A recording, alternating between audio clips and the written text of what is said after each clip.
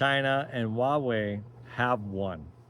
What do I mean by this? We're going to go into this very deep today. Basically, a few months ago, we started a trade war with the entire world. And by we, I mean America. President Donald J. Trump went up on stage. He held this lovely board with nonsensical numbers. And he just started in on everybody in the entire world, even an island filled with penguins.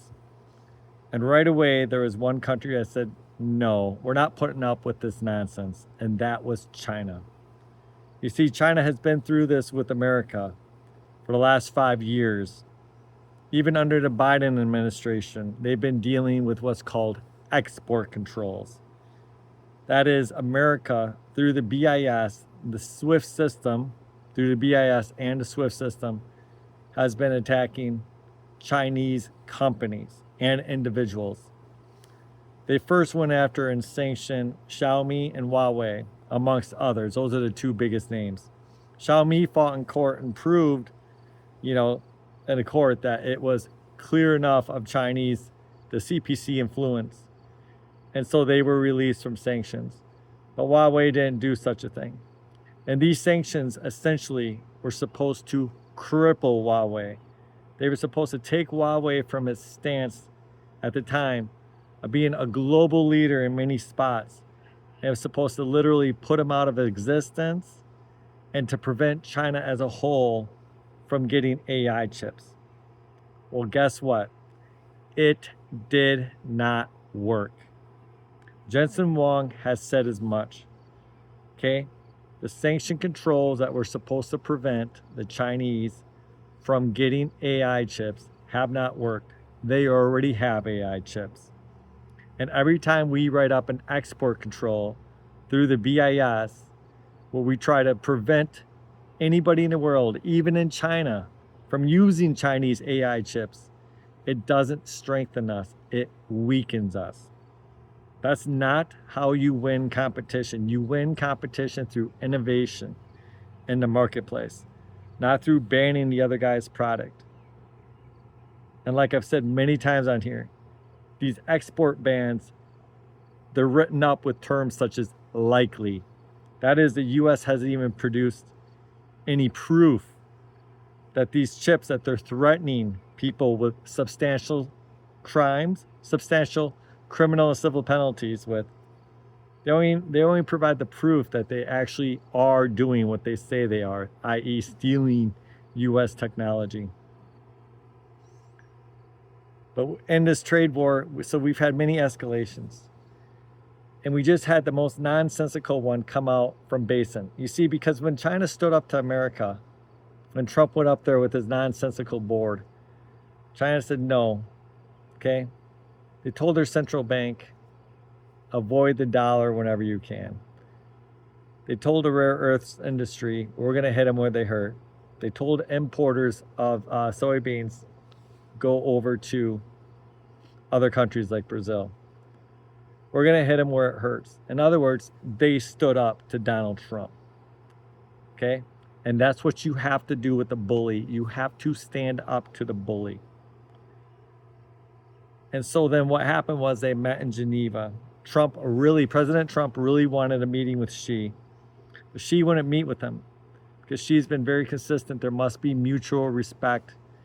And Donald being a clown and always putting on a show, it's hard for him because he's just on there and he's always disparaging, always saying bad things. But he really wanted a meeting, so we heard him change his tone. All of a sudden, he started talking about all the respect that he had for President Xi. I'm going to be reaching places. The mosquitoes here are terrible, but all my kids are home, so. But he was talking about all the respect he had for President Xi. Okay? And he's talking about how great his relationship with China is. But Xi knew better, and he didn't meet or call Trump personally. Instead, he had Chinese officials from Beijing meet with Basin over in Geneva. And they came to agreement that China would relax some of its export controls on the rare earths, which it only put on because of these ridiculous tariffs, if the U.S. relaxed its tariffs. And both sides did that. And there also was agreement that there would be a de-escalation as they navigate towards a deal. So understand, this wasn't the grand deal that was in place. What this was just basically like, hey, let's have a truce. We're going to all de-escalate while we come up with a path to get to where we want to go. And I thought, everybody I think thought this is a great thing. Sounded like China was happy. We were definitely happy over here. But of course, what did America do? 3 days later, we released those insane export controls I was talking about against Huawei. Specifically saying, if you use the Ascend series of chips, you will suffer substantial criminal and civil penalties anywhere in the world. And you might say, well, my country won't arrest me, but if you come over to a Western country, remember what happened to Ming. Okay? It's dangerous. You could be arrested. And China's like, what are you doing? You're putting this out and it's unsubstantiated. You even say likely. What are you doing? We're supposed to be de-escalating. But America ignored it, and it just kept escalating. It then said, hey, we're going to start grabbing Chinese students, and we're going to revoke their visas and send them back home. And it's like, what? These are some of the top students in the entire world. China and India are the two largest countries that send foreign exchange students into American universities. And they're amongst the best of our students. And now we want to have a brain drain and send them back, send them to European colleges, send them to Hong Kong colleges. For what reason? And China is like, what are you doing? We have concerned parents over here. We see how when you deport people, sometimes you send them to a prison. You better not do that to any of our students. Administrative error. Imagine if you're a parent in China and this happening. So this obviously isn't the de-escalation, right? It's the opposite. It's the complete opposite. Then we have the G7 countries coming in and saying low value Chinese products, that they should tariff it. Well, whose idea was that, I wonder? That's them following along with Trump. And China's like, what is going on here? Anybody who targets us trying to follow his policies, we are going to have penalties back for you. We will retaliate. Okay? So all this time, we're supposed to be de-escalating. And then Basant, over the weekend, gets upset because China, I said, okay, you're going to act like that. You're violating the agreement. We're not going to be sending you rare earths. And now Basant cries foul. What kind of nonsense is this? This is completely, we call Trump a bully all the time, but you can't act like this on the world stage. Okay? When you get stood up to, when you're the bully and someone stands up to you, you can't go and put yourself as the victim. Everybody sees how weak you are. And yet that's exactly what Basant and the Trump administration are doing. They're painting themselves as the victim.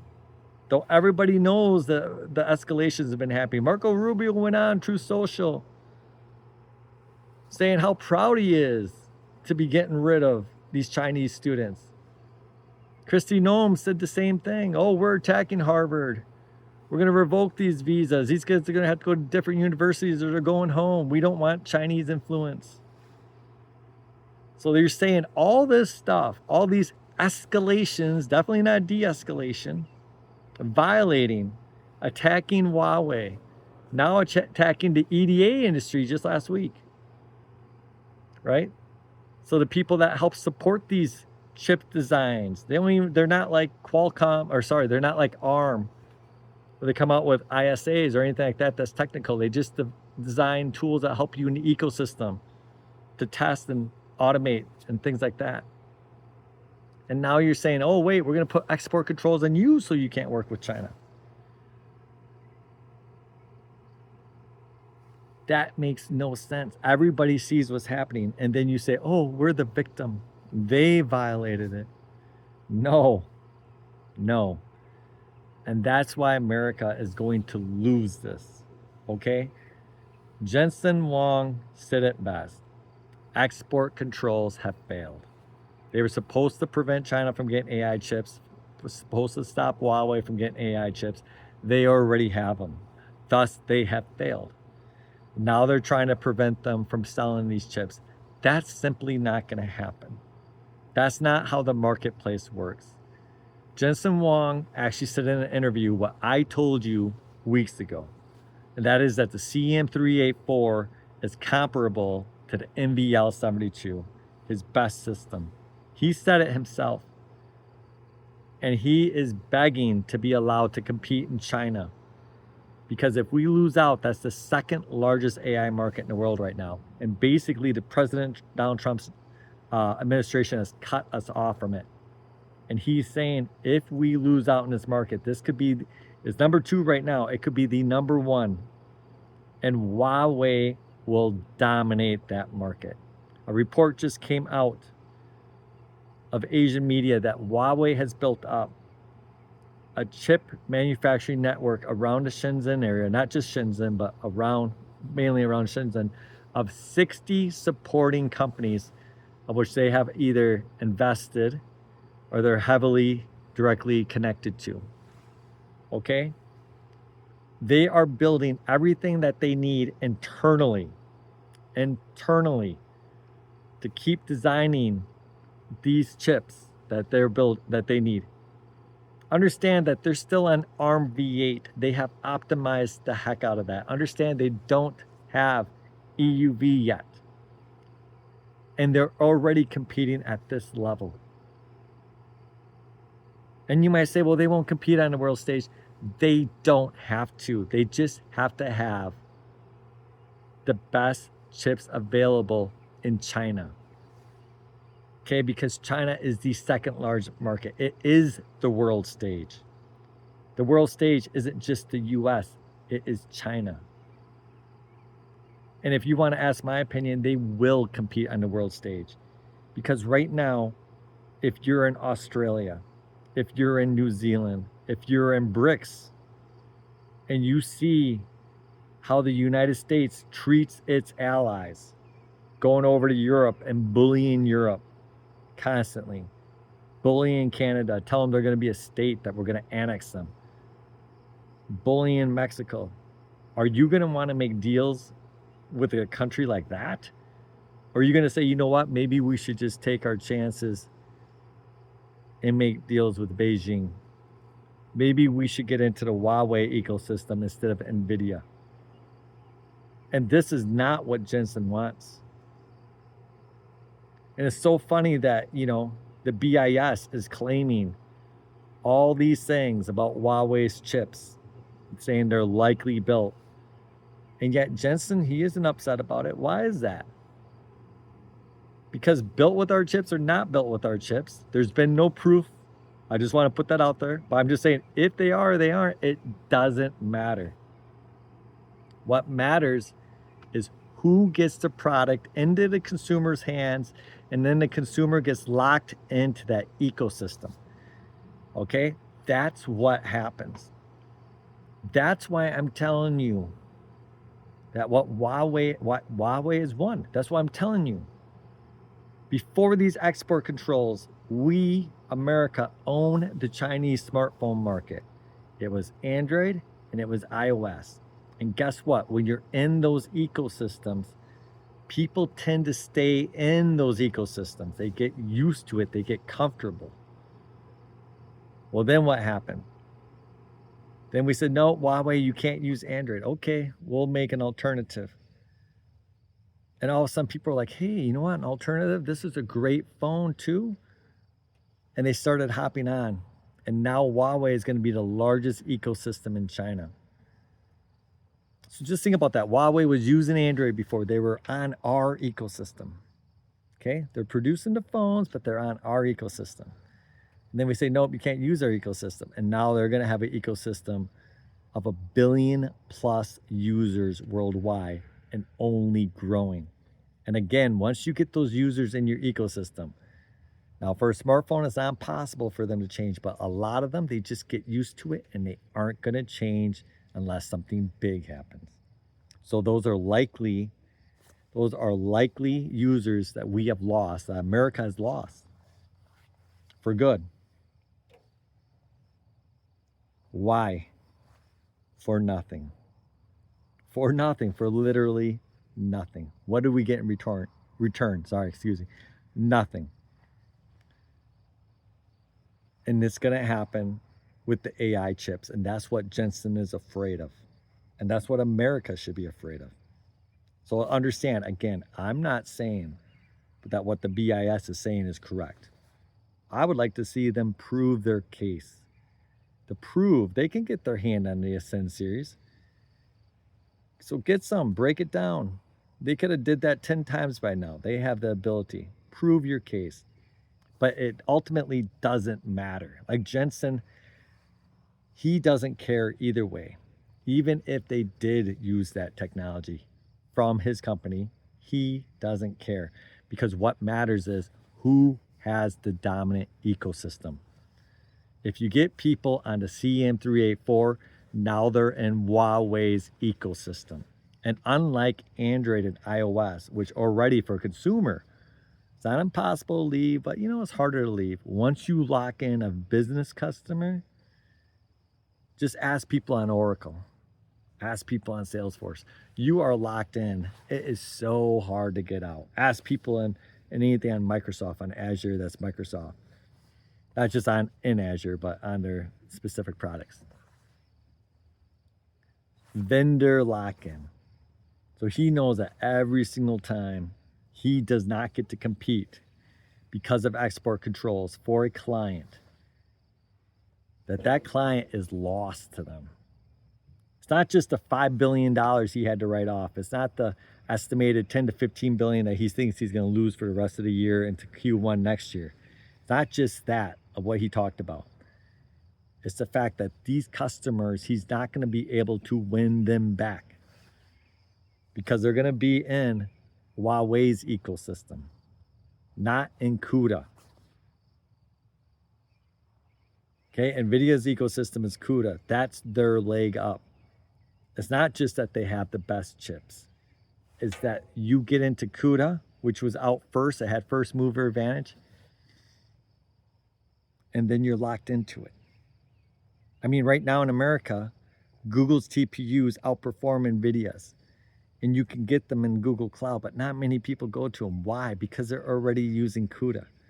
And because changing a stack like that is difficult and it's time consuming, and it's often not worth it for the meager saving that you get in the cost of compute.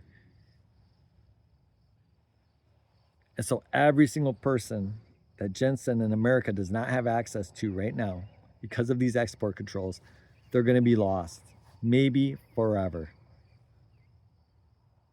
And Jensen realizes that. These mosquitoes are terrible. Can you see it? But anyways, sorry for the distraction. He does realize that though. This is a serious matter. So that's why I say that. This trade war, especially with China, it's going to end pretty soon. And I don't think over in the West, over in the US, we're going to like how it ends too much. Because they have taken too many missteps. And I believe at this point,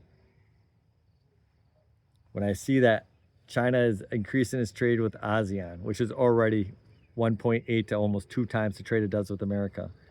When I see that BRICS trade is up 13% year over year. When I see China reducing its stockpile of treasuries and buying more gold,